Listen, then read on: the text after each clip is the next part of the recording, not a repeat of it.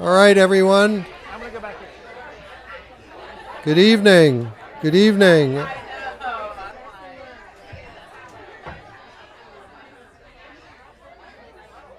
Good evening, and thank you for your patience. Helena just arrived, and I'll let you. She can tell you why she's a little late. But if you think it had something to do with her kids, you're right. I'm Brad Graham. I'm the co-owner of the bookstore, along with my wife, Lissa Muscatine.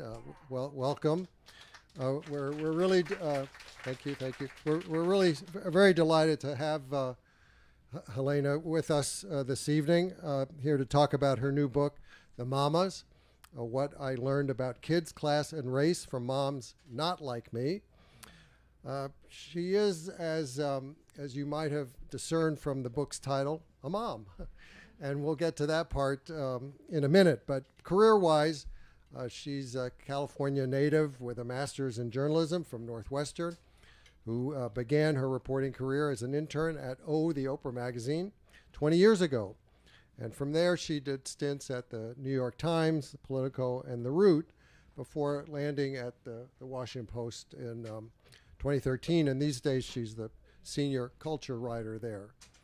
She's also written a couple of previous books. Her first one, about a dozen years ago, was a memoir and essays entitled "A Bitch is the New Black," that recounted her time as a black urban professional on the dating scene. Her second book, co-authored with playwright and TV writer R. Eric Thomas, was a biography of longtime Congresswoman Maxine Waters called "Reclaiming Her Time." The Mamas also is part memoir and is based on Helena's finding her own identity as a mother. She started taking notes for it about 5 years ago while pregnant with her first daughter, and she kept going through the birth of her second daughter 3 years ago. As she says, Helena had never read the kind of motherhood memoir that captured her own parenting experience. So she wrote it. Her research extended to interviews with experts, scholars, and other black moms. And while many mom books do exist, they tend to be by white women.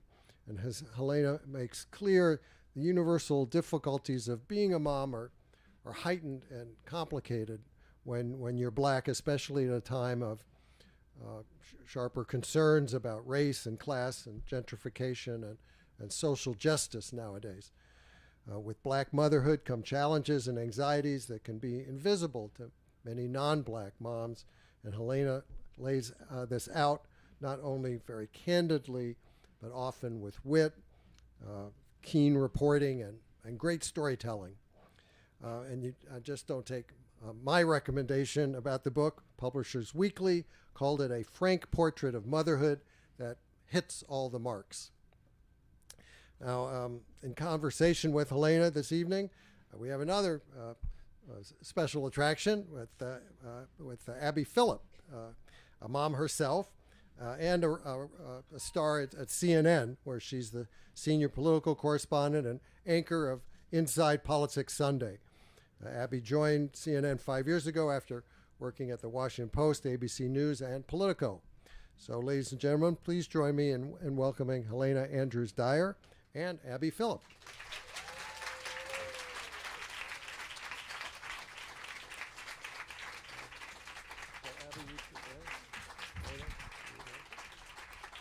All right. Hey, everyone. Hi. I'd love to see a full house. I'm so happy to be here with you, Helena. I'm happy you're here and could make it, and nothing crazy broke today. We're not going to talk about that. I did make it, though. It has been a crazy news day, but we're both here. We both extricated ourselves from our babies. Yes, and ma'am. made it out on a Friday night. Yes. This book was really fun for me to read as a first-time mom, obviously, because there were some conversations that you had with your husband that I had the exact same conversations with my husband. I was listening in, yeah. Mm-hmm. You were listening. The listserv is a whole thing. if you haven't read about the listserv. There's some people from the listserv in There's this some people room, from the I'm listserv. sure. Okay, yeah. so when we get to the question and answer portion of this, I have some questions about the listserv, okay? So that was really fun for me, but I think you also tackle some really complex issues in this book in an unconventional way. I mean, you would expect kind of from the title that it would be like, moms like us, we understand each other, but if you're not like us, maybe we don't understand each other. But that is not exactly how this goes. So without spoiling it, we're going to have a little bit of a conversation about the book, but really just about, being mothers in a city, being Black moms, what it's like to parent in this age. But I do want to let Helena start by reading us a little bit from Yes, the book. I am. I don't have my glasses on. All right. Okay, I can help if you need me to. All right. My husband tried to hand them to me. I was like, I don't need those. Okay, so this is from the introduction, which took me the longest to write. It took me to write the introduction because I wanted to try to synthesize what the book was about, because it is about so much, as you say. It's about our experience. It's about our experience. And everyone can hear me okay, right? Yes? Okay. So this is just a couple of paragraphs from the introduction that I think sort of sums up what the book is about for those of you who haven't read it yet. See, in the before times, pre-children, pre-having cares in the world, pre-COVID, whenever a happy tribe of unapologetically white McLaren moms crossed my path, bogarting the sidewalks, infiltrating the cafes, touching things with their breeder hands, I do the sign of the cross, roll my eyes, and seal it with a heavy sigh. There, but for the grace of God, go I. I saw none of myself in them. White parents doing pirouettes with their hatless children on snowy sidewalks. I'd press my lips together, shake my head, and turn to Rob. Ooh wee, white people just love the cold, don't they? Mm-hmm. That's Rob. Brandishing my imaginary fist at these insane parents, I'd TED talk them in my head. Get that baby in the house. It's freezing out. What's wrong with you? So how did it happen? How did I go from Judge Snooty Fox to what my husband called full-on suburban white lady? First off, he was joking, obviously. Despite spending hours in the mirror stroking my fraying bath towel hair as a 6-year-old, trust, I ain't ever wanted to be anything but Black, with a capital B. And I'd rather eat mayonnaise sandwiches every day for a year than move to the suburbs. See what I did there? The code switching? That invisible seesaw is what parenthood is like for mamas like me, who technically have more in common with the good white folks living in the $1 million flip next door than the skin folk barbecuing on their stoops down the block. Because there's no denying that being a middle-class Black mother to Black children in a neighborhood wobbling drunkenly on the gentrifying cliff of a thinned-out chocolate city is a different experience. An experience other parents are having around the country. An experience we hadn't really prepared for. An experience untold. So that's it. Thank you. So let's start with the cold. Because when I tell you we had some of the same conversations, I'm telling you we had some of the same conversations. Because this winter, I said to myself, well, I really should take Naomi to Mr. Mike's. Yes. But I'm like, why are these classes outside? Yes. I was like, are they really putting these little babies outside? Yes, ma'am. Yes, they are. For those who don't know what Mr. Mike's is, it is the baby music class that is a cult, and everyone wants to go. And it starts, I think we started them at like 7 weeks. Yes. Music class for a 7-week-old. Little itty babies. Yes. And this story specifically about the cold in the book, I tell it because it was with the group of moms that I had known now for 2 maternity leaves. And so now we're in pandemic and they weren't doing classes inside anymore.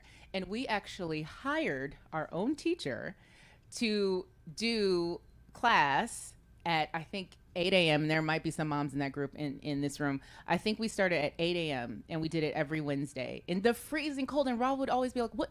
Where are you going? Why are you doing this?" All I knew was that I could not tell my mother that I was taking my baby to a music class outside at 8 a.m. That would not have gone over well. And you would have never imagined doing it before you had Naomi, and I wouldn't have imagined doing it before I had Sally or Robin, but something sort of clicks in your brain, I think, when you have a kid, especially when you have a kid amongst a lot of other moms who are doing all the same things. And for me, I'm not a competitive person. But I don't want nobody doing nothing I'm not doing. You know what I mean? And once I realized, oh, we doing baby yoga, we doing a music class, we doing all this, and like my baby's gonna do it too, because I can't leave her behind. And part of that anxiety, one, is just my type A insanity, but also because as a Black mom, I felt like I couldn't keep my foot off the gas. You quote author and publisher Deneen Milner, who says, "Our kids weren't going to be left behind through lack of effort on our part. It wouldn't be because we weren't paying attention." That's the perspective of the Black mom. And what is interesting, what I found very interesting, was that you as a Black mom wanted your children to have a certain experience, but you also didn't want your children to lose touch with their Blackness. How did you navigate that? And what their Blackness meant? Exactly. Because for you, a middle-class Black woman, it might mean one thing, but for maybe a wealthy Black woman who's maybe their family's always been wealthy, it means something different.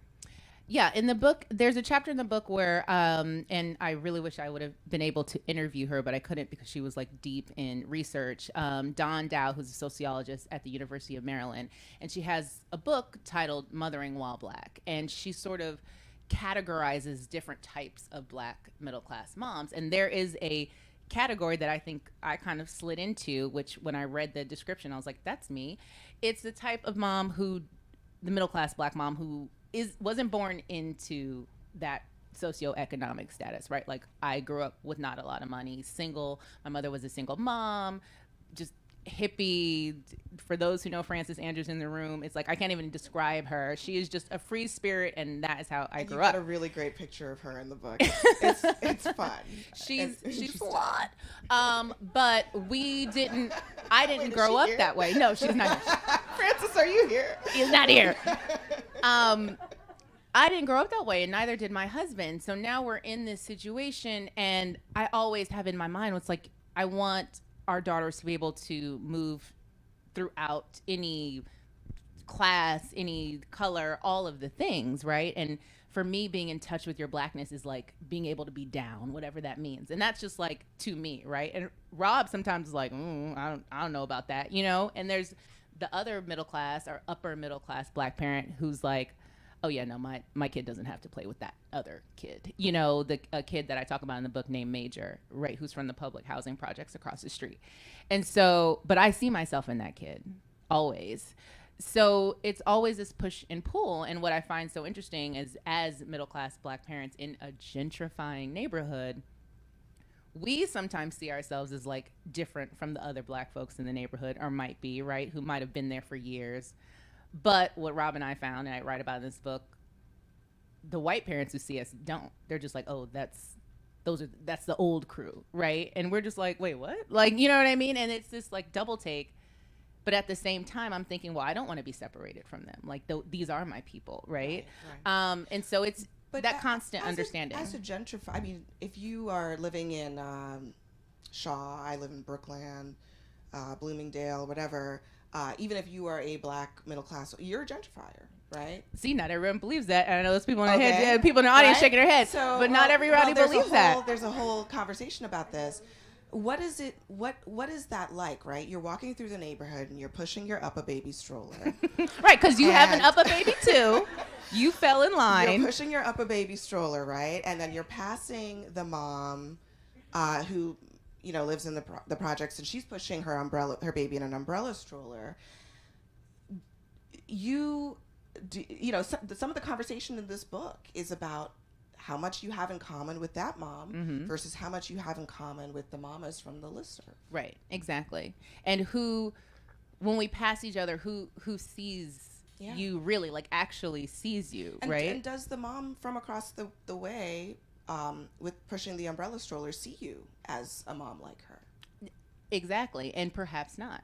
And perhaps not. Perhaps she sees me as something else. So I think at the core of the book, it's about sort of like belonging and authenticity and identity. But those more evocative questions about how even Black people see each other, I think I wanted to get to in the book. And I talk about that in that chapter because, you know, in this one particular incident where one of my mom friends, my Black mom friends, a little boy was acting up and she does not play when it comes to her kids. And she was like, oh, you are done. You're out of the playground. She walks him out to his parents, to his mother. And then she like goes away. And I'm looking at the whole thing like, woo! And the parent, that's not my baby. Right? I was like, my name is Bennett. I am not in it. And she came over to me, this child's mother came up to me and she was like, well, what happened? And I was just like, ooh, I don't want to get into it, have like this fight at the playground. And I was just like, well, he was being a little rough. You know, I think he needed a minute, blah, blah. And she was just like, well, I get that, but this is a public playground. We can all be here. She was like, and I would expect that from them. And I was just like, okay. Like, I didn't know what to say, you know? And in that moment, how did she see me? You know, and did she see me as something other than connected to her? And, you know, I don't have an easy answer for that, right? I've only been in the mom game for 5 years, but those types of deeper questions about identity, I didn't have. You know, I wasn't having those questions before I had kids. Yeah. And now I'm asking myself those because the answers, how I feel about it, is going to be how Sally feels about it. It's going to be how Robin feels about it. So I want to dive deep, right? And I think that's what good memoir does. It's not about like pointing fingers at everybody. It's about understanding these issues for myself. Did you find that there's so much of your own exploration in this book? And I think that as Black people, Black women, we are always thinking about it, right? We're always thinking about race and about our kids and how they fit into different spaces. Talk to us about how your new mom friends explored those things or perhaps didn't, and how that evolved over time. I think so. Like the larger story of the book and how I get into all these issues is like through the mom group, right? That was like my entree into this world. As soon as I became like publicly pregnant with Sally, immediately a coworker who also lives in our neighborhood was like, well, oh, are you on the Facebook group? And I was like, what Facebook group? What are you talking about? And she was like, oh, you have to join. And when I did, I was like, wait, there's this whole universe that I knew nothing about, a whole new language, groups and all this information. And as journalists, like that alone, like the fact that there was all this information that hither to that I didn't know about, like enraged me. But I was like, oh, I have to know about all these things. But then noticing that all these women were white, like most of them were white. You know, I wasn't the only Black mom, but there were very few of us, most of them not really vocal, you know, the most like, you know, boisterous people out there. And once I got to know them the first time, it felt like I talk about in the book on the first maternity leave, it was like moonlighting, right? Like, no, they only knew me as a mom. Like, we didn't talk about race. You know, we talked about, you know, if anything, politics, sort of. But we didn't get into these difficult conversations. It was just all about the baby. And it was just like this like wonderful time and very kumbaya, even though every now and then like little trap doors would open up, you know, like when one mom said to me like, oh, well, you can't compare them. And I was like, what you mean we can't compare them? My baby's awesome. So that kind of stuff happened. And then when I got pregnant the second time, like it was like all of us got pregnant at the same time. It's such a neighborhood thing. Like everyone has second babies at the same time, right? And I was like, oh, back with these girls again. And then we became closer. The pandemic hits. George Floyd is murdered. A man who like calls out for his mama. And the idea of motherhood and connection meant something different to me, especially as I saw these women grappling with the same things, and specifically like the group of women that were my friends, right? Because there was this larger group of a bunch of people, but the like dozen of them, we called ourselves the super cool moms, who like knew each other sort of well, who hired the teacher to have, you know, our own private music class, and seeing them try, I think made me quite hopeful, right? They tried in a way that I would roll my eyes at sometimes, but at least they were trying. And that's one thing that my friend Shilpi Malinowski, who's also an author, mom in the neighborhood, a woman of color, and I talked to her in the book, and Shilpi is very optimistic, but she said, she's like, you know, everyone is trying, you know, and knowing the intent, even if they said the wrong thing or even if there was a misstep, you know, I talk in the book about this Excel spreadsheet that they created, specifically my friends, with like all these books, like board books about anti-racism and board books starring Black characters. And I was just like, oh my goodness. But at least they were doing it. You know what I mean? Like they thought, what annoyed me about it, because I felt like it was all of a piece, right? Oh, your kid has to have the swim class. Your kid has to have the music class. Also, that your kid should be anti-racist. And that's how I felt about it. But when I thought about it more, it was at least evidence to me that these children that perhaps my children would be interacting with, their parents are thinking more deeply about these things too. Because at the end of the day, what they teach their kid is going to affect mine, right? And it isn't just about what we saying like, I don't see, like things like that, that's so like enraging to us as Black moms. It's what they do, and like, are they doing the work? Are they trying to do the things to actually like raise better kids? And seeing it from this specific set, it was what made the whole thing come to like a 180, the arc of the story for me. I appreciate in the book that you don't sugarcoat these moments where you're just like, your eyes are like rolling to the back of your head, because like sometimes those happen with your white friends, yes, right? Well, like, and that's okay. Sometimes it just it feels wrong to you. Yeah. But that doesn't necessarily negate the relationship that you were able to build in those groups, and I think some of the realization that you just all need each other to get through this thing. Absolutely. It's just, and you'll take the help wherever you can get it. One thing though that I experienced as a first-time mom, and I think a lot of Black moms experience, is just like a deep anxiety. Yes. All the time, right?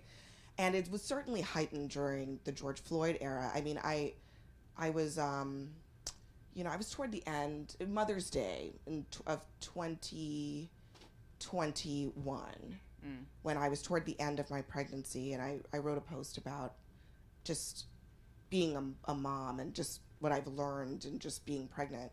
And the part of it that at the end of it, I'd written this whole thing, and then at the end of it, I'd come to this part where I said, you know, Black motherhood is an act of hope. Mm-hmm. And that's what it felt like to me, where you have to kind of suspend that anxiety. And it's an anxiety that I'm not sure other moms feel in the same way. And I kind of got that from your book. And I mean, I'll see, you know, I want to know what you think. But it's an anxiety about a lot of things. It's about who they're playing with. It's about the schools that they go to. Can you take a chance on the lottery? Do you want to put your kids' education in the lottery? It's the thought goes through your mind. So there's an anxiety that comes with it, and that's not even to talk about, you know, having your little Black boy walking around on the street as a teenager. That's a whole different category of anxieties. But it starts from conception, literally. That's when literally the moment that I became pregnant. That anxiety is there as a Black mom, knowing the statistics. Mm-hmm. And always wanting to do what you can do to keep your baby alive and healthy and keep yourself alive. Yeah. That anxiety is it's different, right? Yes, absolutely. Yes, you explained it perfectly. Like that's absolutely it. And in the book, I talk about, you know, I did not know that motherhood studies was a thing and that there are motherhood academics. And I didn't know that either. And I talked to them in the book, and one thing they explained to me is this thing called intensive mothering. Right, which is what we're all doing in DC. Even if you don't think you're doing it, you're doing it. You're doing it. Intensive mothering, also concerted cultivation comes out of that, which is like, if I do these very specific things, I will get these results for my children. It's a lot about like exposure. We're all doing it. And there's also something about invisible labor. Right. And it's getting a lot of long overdue attention, the invisible labor that mothers do. And I talked to this one sociologist who said, and then I also talked to the middle class moms, and it seemed like they were just doing so much more. Like, not only did they have to do the ballet class, but the ballet teacher had to be Black. Not only did they have to do, if they were going to do the soccer camp, they also wanted to do the church camp. They wanted to make sure their kids saw, she was like, the moms were just doing so much more work. And I just put it in the same category, right? She was just like, I couldn't tease out if it was like this separate thing. And I'm like, no, ma'am, it is a separate thing. It is a separate thing that we are doing, the work that we're constantly doing. And it starts when you get pregnant and want your baby and are going to have this baby. Immediately you take on this new role of like protector. And every mother does it, but as a Black mom, it is, it's an Avengers level, right? And for me, it started with I was 4 months pregnant when Donald Trump ran the presidency. And I remember that night, and my husband, like shook me awake and was like, I can't say it, but, he was not happy. And, I had my mouth all ready for Hillary Clinton. I imagined myself being like hugely pregnant on the White House lawn, like yeah, I just like knew that was going to be it. And from that moment, I thought, oh, it's just got real, right? Like, this country is something different. Not that I didn't know that in my 40 years as a Black woman, right? But it started there for me. Like, okay, I'm going to have to work really hard. I talk about in the book how I was like, I had extreme anxiety about having a Black son that scared the living daylights out of me. For those who know what my husband looks like I want more of that in the world, but good God. Right? Like, I was just so terrified of that. And I remember when we were in our doctor's office and we found out Sally was a girl, I burst into tears. I literally burst into tears, and my husband was like, I didn't know you wanted a girl that bad. And I was like, well, me neither, right? But it was more than just happiness. It was like a release. And we feel that more than that is something very specific to us, right? And I've said this in other interviews. I don't want to make it seem as if we're just walking around sad and exhausted and just broken down by all the things that we have to carry. I find great joy in mothering these two little girls. Like, I find great joy and community in the other Black moms that I know. But we're doing a lot. And we don't talk about it. Perhaps maybe a little too much. Maybe. Perhaps. Maybe we can let some of this go. We do this so that our kids can be free, is how I think about it. Absolutely. So. Listen, like I tell my husband, I don't want Sally to be, Misty Copeland, but I do want to be a dance mom. So, he's like, are we really doing ballet classes this year? Yep, Saturday's done. Your Saturdays are done. Like, we're in this. We're doing it. And that's like all the things. Yes, yeah. All the things. So tell us then, in a nutshell, given that I think as a Black mom, you have to know a lot of things that the moms like you don't have to know about, right? But what did you learn from the moms not like you? I think, well, more than anything, I learned that, that motherhood is not such there are people who approach it in a way that it is not always a project, like they're literally just like going through it, right? They're not in their head constantly. And I was like, oh, that's nice. I'd like a little bit of that. Inspired. I like that. And just like really small things that you would learn from any friend that's kind of like different from you. I talk about specifically the Super Cool Moms group. There's this one woman in the group, Megan, who at the beginning I was like, oh, we are like polar opposites. Like, I don't think this energy is working. But as I have grown to know her, like, her, like, she's like mommy Google. Like, she just always has the answers. Like, our daycare is going to open. She's like, here's a spreadsheet. You know, like summer camps, like, oh, I have plotted them out. Here are the ones here, you know, and that energy, I can't do it, but I am also inspired by it. You know, there's another mom in the group who is like the most chill person I have ever met. Like, literally, it's like her kids are playing, someone's fallen off of something, and she's just like, they'll be okay. You know, is she bleeding? Can she walk? She's all right. Like, just taking little things from everyone. And I think at the core of the book also is just this idea of authenticity, because that was my biggest question at the beginning. I'm like, oh, I'm hanging out with all these white girls. Like, I'm super black. Like, you know, like, is this cool? Like, am I too black for this? Like, you know, and it's like, well, I'm black all the time. Like, it doesn't matter where I am. Like, I'm always going to be like my authentic self. And like understanding that just because I was around a lot of different pockets of women, that didn't change me necessarily, you know, seeing different types of women, learning from different types of women, I think is huge. And I always, like, someone called me, they're like, you're a mom group evangelist. And I am in a way, because the support is just like, it can't be understated. Like, just simple things, like just any question that you have this anxiety about, and you can, boom, pop on that group chat, pop on the WhatsApp, pop on the, you know, group me, ask a question, and somebody's up. If it's a mom, somebody's up. It doesn't matter what time it is. And like, you'll get the answer, you know? And just like having that there, I think is amazing.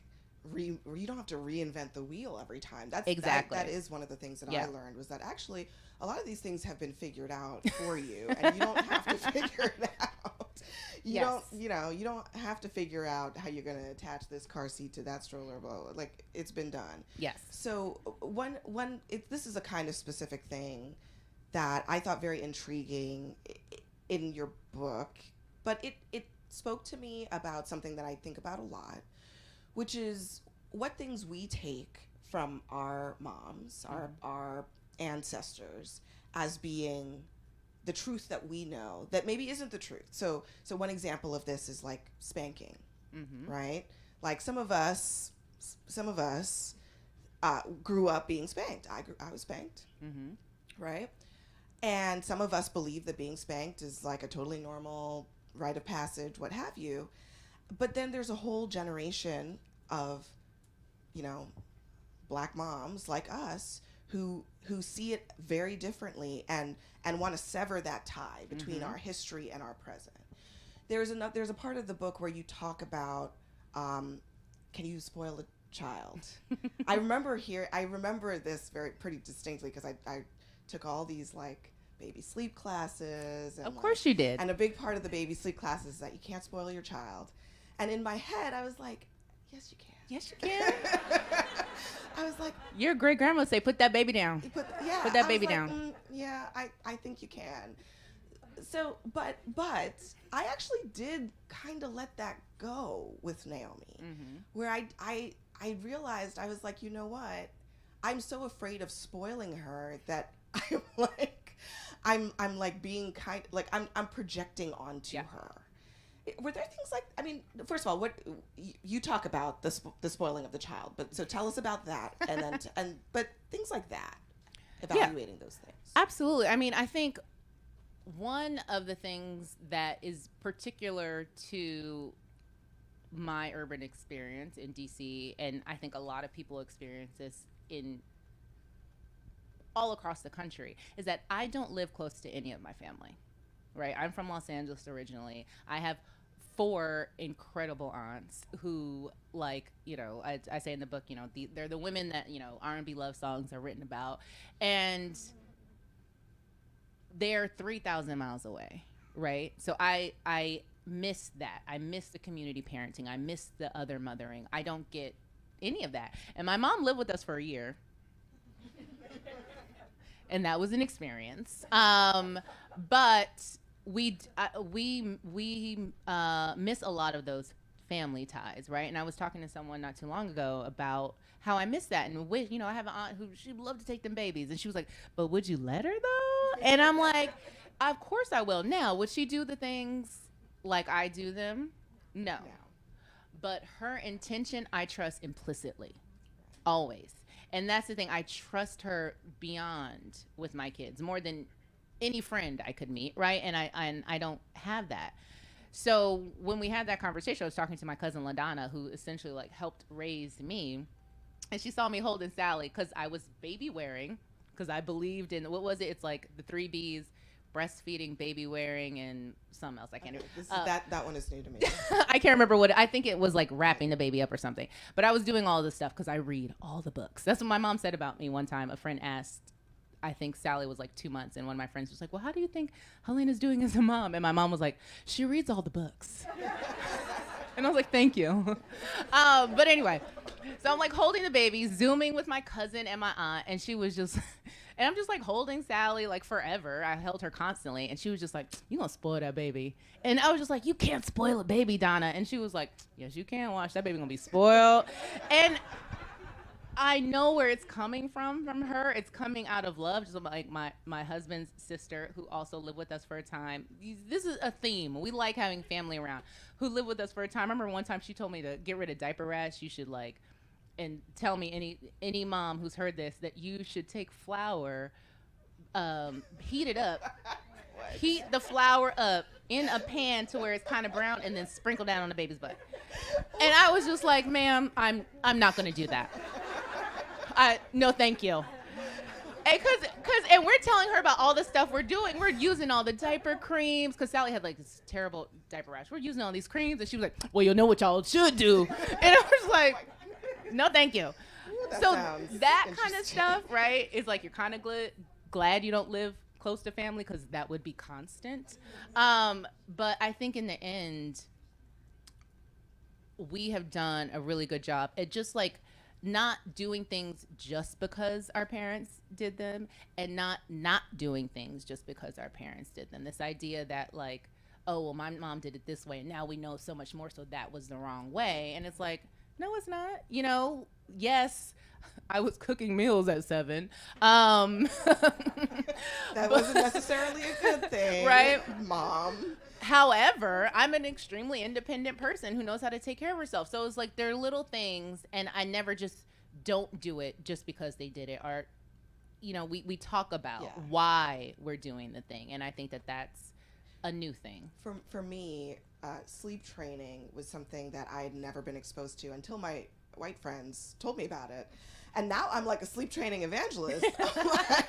I was like, girl, you are going to go in that crib and go right to sleep. We are not rocking. Mm-hmm. My back will not sustain rocking beyond 6 months. So things like that, I got a lot. I mean, in Washington, plenty of friends from all different racial backgrounds, but you learn a lot from actually people who have those different experiences, because they're not like you, that actually I think really improved my parenting significantly. Absolutely. Okay, I'm going to ask one open question to the audience, and so that we can open up. Wait, what's our question protocol? Actually, I don't know. Just come to the mic. There's a mic. Oh, okay, mic. Excellent. Awesome. So there is a mic. We want questions, right? Yes, we do. So my question to the audience is about the listserv. So when I got on the neighborhood listserv, there's at least one neighborhood listserv friend in the audience here for my neighborhood listserv. When I got on the neighborhood listserv, I was like, now why are these people selling these things? Everything. They could afford it. You can afford to buy new. At one point, someone was selling like bras, used pacifiers. And I thought to myself, I was like, wait a second. There's just a limit, right? Like, I'm all about recycling.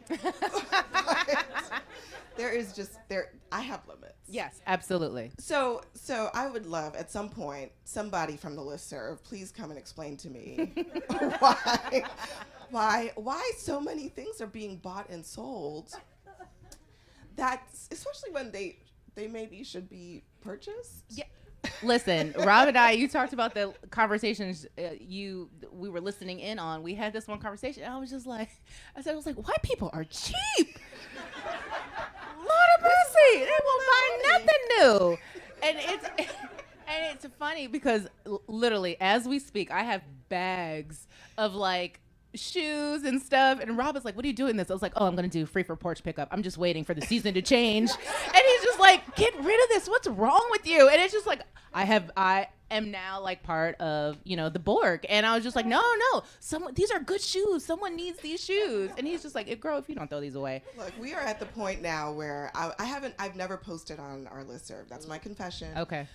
But we are at the point now we got to get rid of some of this stuff, and so we might be doing some Porch pickup on the Brooklyn list. Porch pickups at Abby Phillip house. Questions from the audience. I know you have them, so please come to the microphone.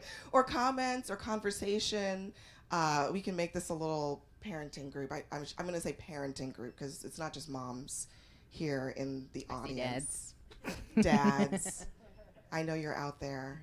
Does really no one have any questions? You know you do. Or comments, things you would like to hear more about? Oh, yeah, yes, ma'am. You have to go to the mic. Would you go to the mic? Yes, you do. Yes, you do, It's Marissa. It's not so bad. It's not so bad. We're all friends here. My lipstick might be smeared a little bit. That's okay. I'm a fan of the listserv. Okay, good. I enjoy the listserv because I just get so much stuff, and I just want it gone as soon as possible. When I had my third kid, I realized, you know what? I need one of everything for every floor. So I was like, I didn't want to go buy like 3 boppies. I didn't want to buy 3. And I was like, I'm sure everyone's always like selling Jumperoos. You use them for like 2 months. You know, like your baby's only in the Jumperoo for such a short period of time. So I felt like the listserv was perfect because the baby infant stage was so short-lived.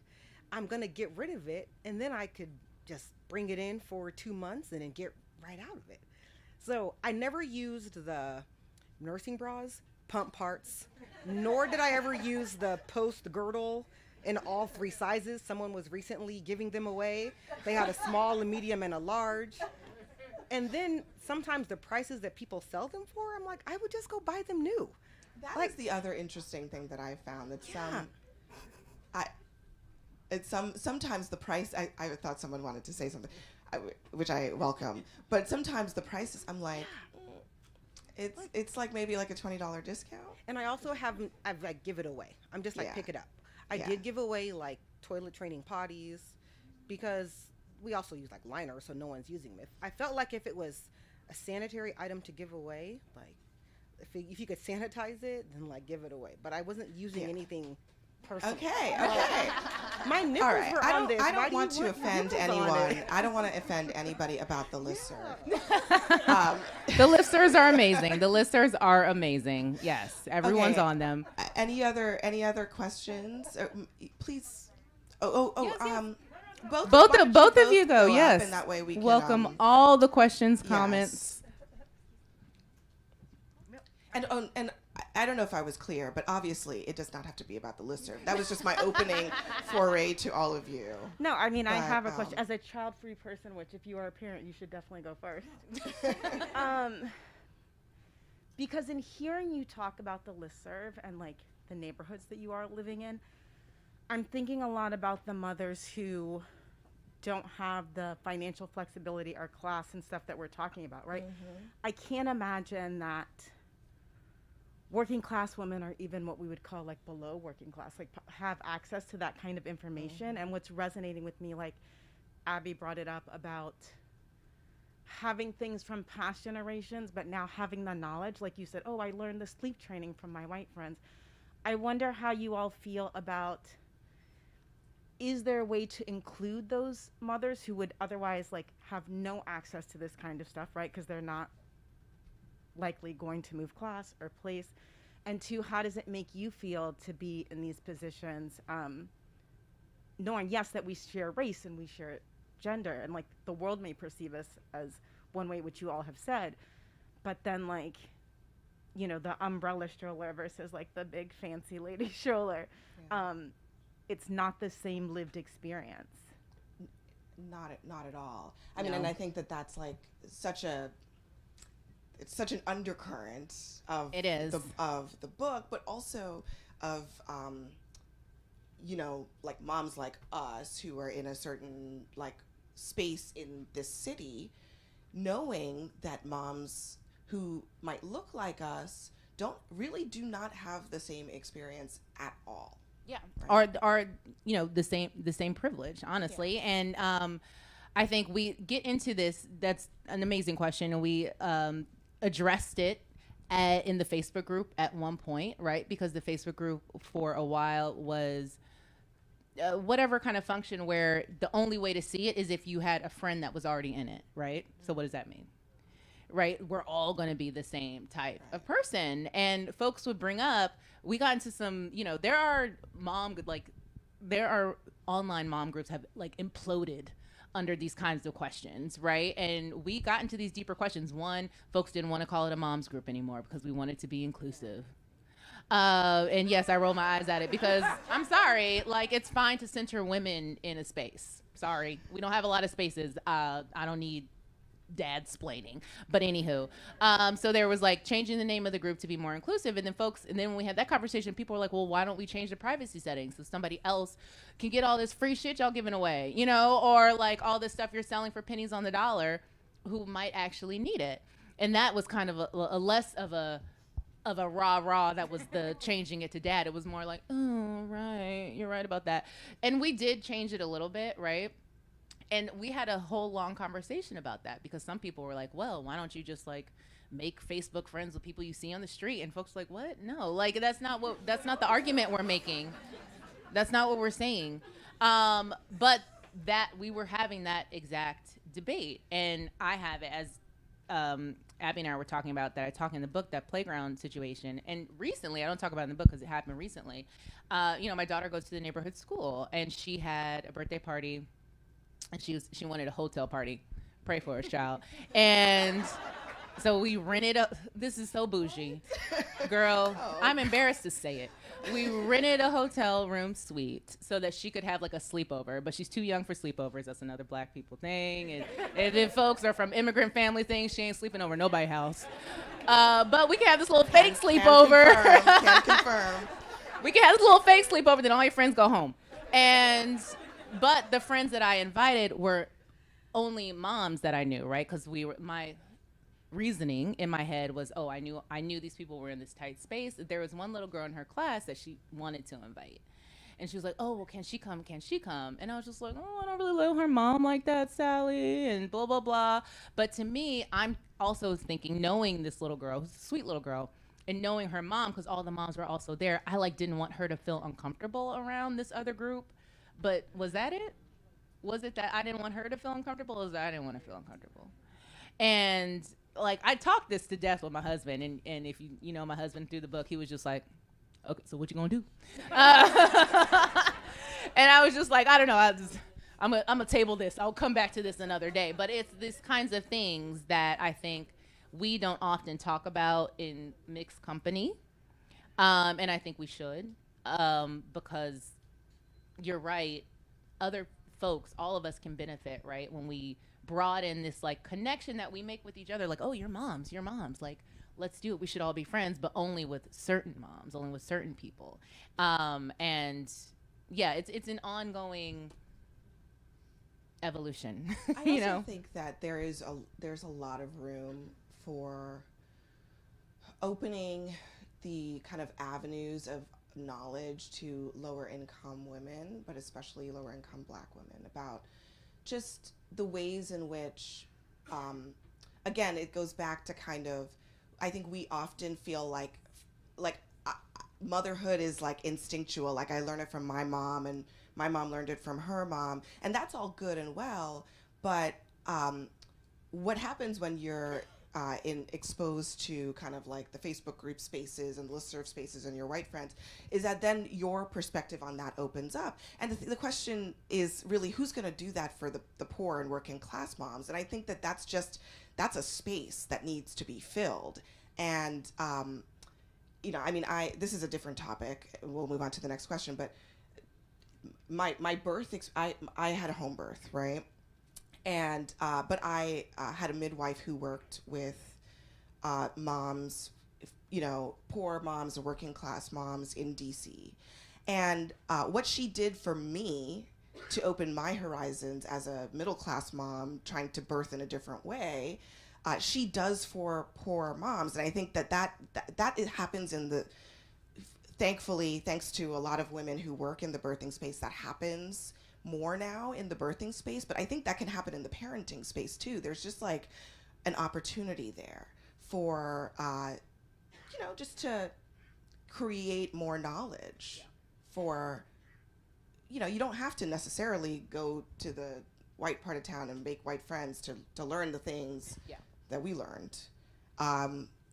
Those resources can be brought to those communities, and I think it can have enormous benefit, because not all of the things that I learned, you need to be middle class to know those things about how to put your baby to sleep, how to soothe your child, how to, whatever, teach your kid how to read or whatever it is.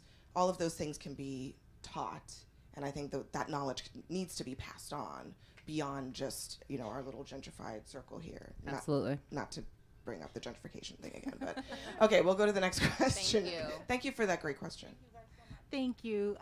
As someone who aspires to an egalitarian marriage and seeing the benefit, that to my husband and my daughter of a really involved father, I was just wondering if you grappled at all in the book about the role of fathers. I know it's called The Mamas, but just, are we crowding out the fathers when we focus so much on mothers? I just wanted to know if, from your husband's perspective, or if you grapple with the issue of fatherhood at all.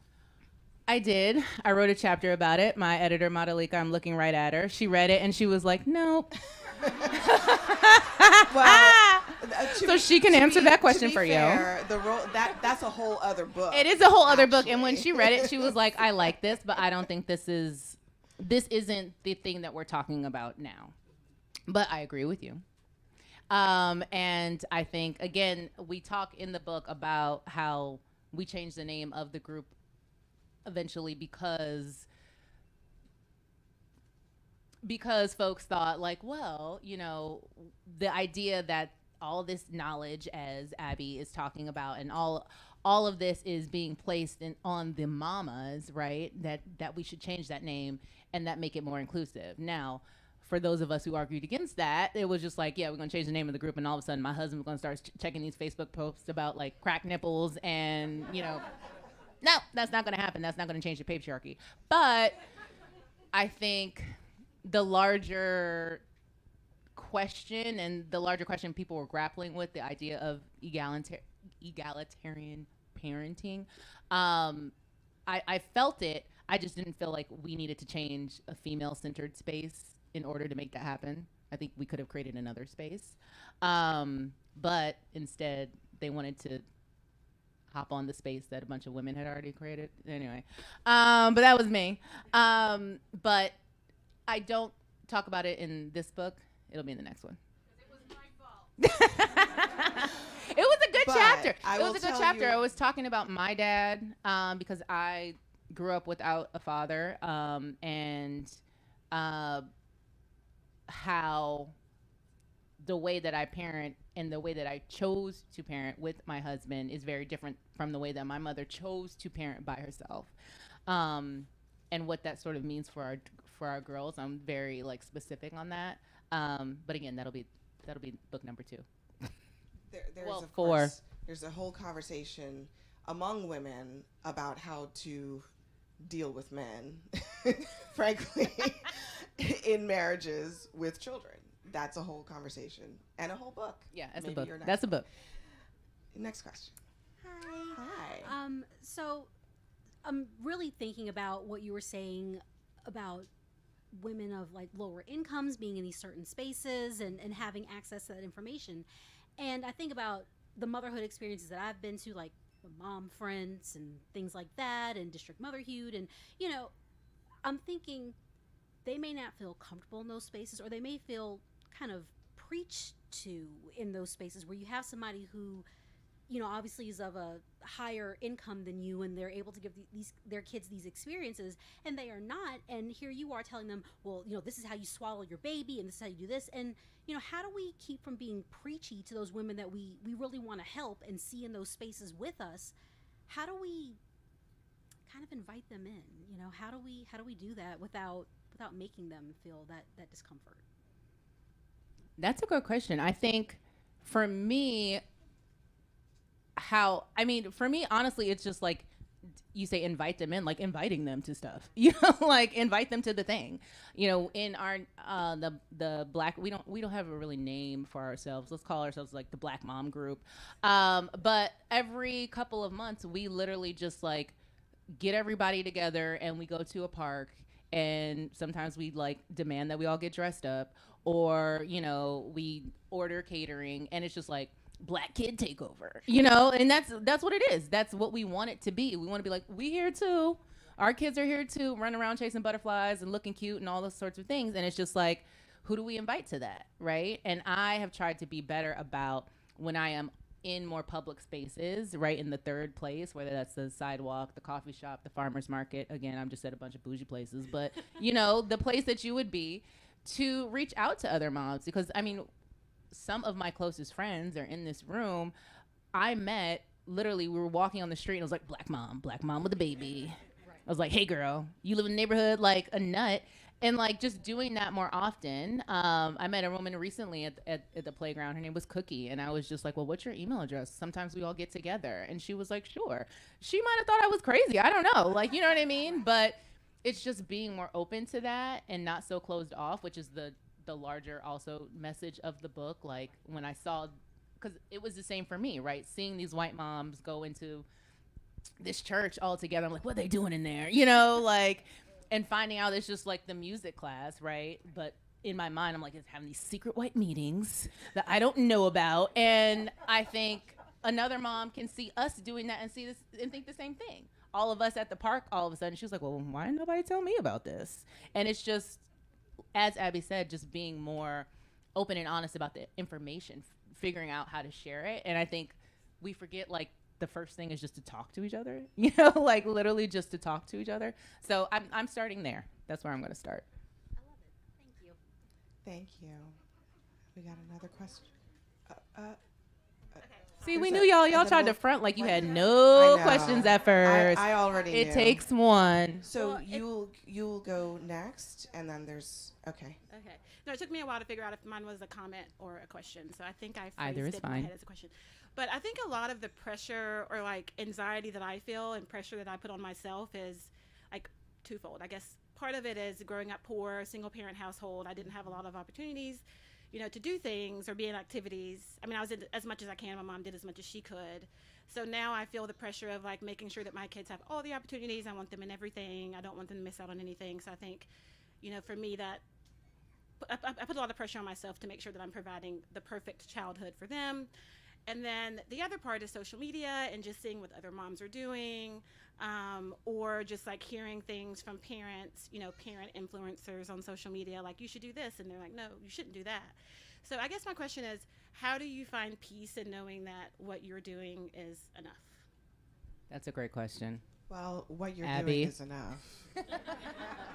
I mean, I can't tell you that I found peace. Have you? But we do. I'm calmer about it now. I think what I've realized in knowing so many different types of moms, right, is that everyone comes to it the same, but the kids are all right. Like I see moms, like just looking in the room, the ones I know, there's a mom in this room. She knows who she is. She is like the most patient person I have ever encountered in life. And literally can just like all this stuff swirling around her, the kids asking all the questions, and she's just like, snack, here, do, bop. And then they're just so calm. I am not that. That is not me. And yet my kids are all right. You know what I mean? My kids are good. And I've learned just in seeing Sally and Robin, they're older now, like 5 and almost 3, which is like a great age because they are themselves now, like their little personalities, and they're reflecting back to me what I've been doing this whole time and will continue to do. And it's like they like me, like they like the mom that I am. Like they know that if stuff starts going crazy, mom's like, I need 5. and I go downstairs because I get very overwhelmed with a bunch of noises. I'm an only child, a latchkey kid. Like, I spent a lot of silent time through life, and now I have 2 daughters. It gets real loud. And so they know that that's who their mom is, you know, and they are doing okay with that. So part of it is just kind of understanding that, like, the way you come to it is just the way you come to it. Like, my mother is such a personality, such a character, and she did things so not the way that my grandmother approved of in any capacity. But I turned out all right, you know? And I constantly keep that. And now I'm not going to do everything my mom was doing, but I keep that in mind all the time. I'm going to get the hook soon, but I'm going to do a couple more because we started a little late. So I'm going to make sure we get our full time. Please, with your question. Hello. I have a comment question. I've been thinking a lot about some of the comments around resources and access for lower income Black women in DC. And what I've been thinking is that, you know, for us, our village has and always will take care of each other. And I think maybe it's important to remember that those things are happening and still exist. There's an amazing organization in Southeast DC called Mama Totu Village that does a lot of that work.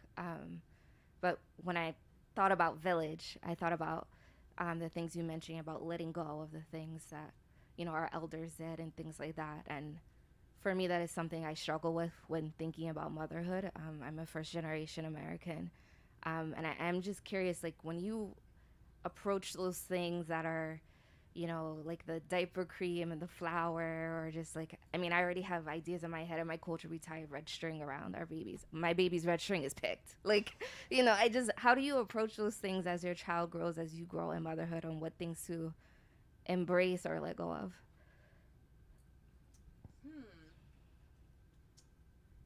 I think for me, I do the things that I remember as a kid. Right. They're like, my mom, like I said, I was raised by a single mom, and she, you know, a lot of people helped raise me, obviously. But the time my mom spent with me was very quality. And in my head, I still remember sometimes she would take, and obviously it was always just me and her, but we would go to get hamburgers and milkshakes. And I still remember that. I don't even know if we did that more than once. To me, we were doing it like every Friday. Who knows? But I make sure with the girls, I spend like time, just me and one of them, and we'll like get gelato or take a walk. And it's just like me and them, because I remember it so vividly. I think one thing that I've started to understand about mothering is that I'm mothering myself constantly, mothering like 5-year-old me, 6-year-old me, and that's who I see when I see my girls. And I'm always thinking of the best practices there, right? And I feel like, again, we talk about being far away from family. I don't know if you're close, you know, physically close, but for us, my husband and I, were just always thinking about the things we remember from from our childhood that stayed with us as adults as the good things. And those are the things that we try to perpetuate. And yeah, really, Thank you. That's it. Yeah. Thank you. All right. Hi, Renee. Hi, Renee. Can I tell a little story about Renee? I love that you know Renee, because I was on my first tour of duty with Renee. Okay. Well, I met Renee on the sidewalk in our neighborhood when we were both pregnant with her with her second child. He was my first. Yeah. And she was my first neighborhood mom friend. Yep. Actually. Yeah. So there you go. I walked up and I was like, another Black woman who's pregnant in our neighborhood. And I was like, can I get your number? Can I just walk with you? And we walked for blocks. But yeah, I mean, I don't think I have a question necessarily, but I'm very excited to read your book. And I just like echo the whole supportive nature of these mom parent groups, breastfeeding groups with families of color. And, I mean, I even did PACE once. I don't know if you guys did that, but it's a whole other thing, and it's heavily white, actually. But it's open to all. But just want to echo that, like, yeah, that support, I found it super valuable as a mother. Walking to meet someone new on the street was like, Abby might need this one day. I also want to get to know you for myself, but also, like, I just felt that so important for me to have that support and have someone who I mean, to this day, there's other moms who are like, I bought school supplies for all our kids. You can pick them up from my porch tonight before 7. And I'm like, amazing, when we're trying to just keep it all together and keep our lives, you know, intact. So I'm very much looking forward to reading this, and congratulations. Thank you, Renee. And see, Renee and I did baby yoga together. Mr. Mike. And Mr. Mike's. Yeah. And like Big Bear lunches, coffees. Yes. I love that. All of the things. Yes, all the things. All the things for me as much as for my kid. Like just to be with other people, be with other Black women, other just mothers who are dealing with the same issues of sleeplessness and the cracked nipples, all those things you mentioned in real time and in real life. It's just like so valuable. And, you know, being on leave can be so isolating. Lonely. I mean, it's just the village is huge and very important to me. So glad to hear it echoed. Thank you. Yeah. Come on up. Hello. Hello. Another familiar face. So I haven't finished the book, but I started reading and already laughing out loud. So my question is, how many separate mommy group chats do you have? And have you ever tried to cross-pollinate membership? Does that make sense? So, yes. Like Renee, I did PACE, a very different situation than I talked to the founder of PACE. I talked to her while I was doing the research for the book. I didn't end up. I talked to the founder of PACE and the founder of Mocha Moms. Okay. Two very different groups. Right. So I'm just curious. Because I was going to write a chapter about it, but I ended up not doing that. But yeah. I'm curious how many you have, and have you ever tried to cross-pollinate? Well, some of them just naturally cross-pollinate.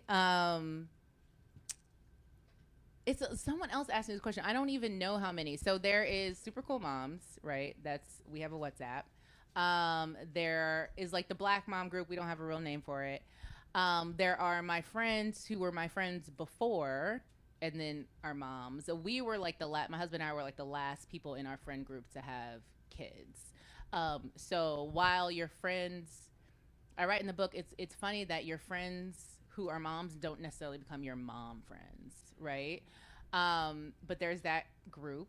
I also have a group. So Sally was in dance class, and when we first started, she was the only little Black girl there. So then obviously that was not okay with me. So then there's now 4 of us who are like the dance moms. That's another group. And we're like deeply trying to figure out which new dance class the kids are going to take. So I don't know, how many have I mentioned now? Like 4. There's the PTO, and then there's like a random one of just like some Black moms, but also some white moms, and all of our kids go to the same elementary school. And that's pretty cross-pollinated because some of them are in the PTO, some of them are white. But they're not too cross-pollinated in terms of like the different ones talking junk about each other.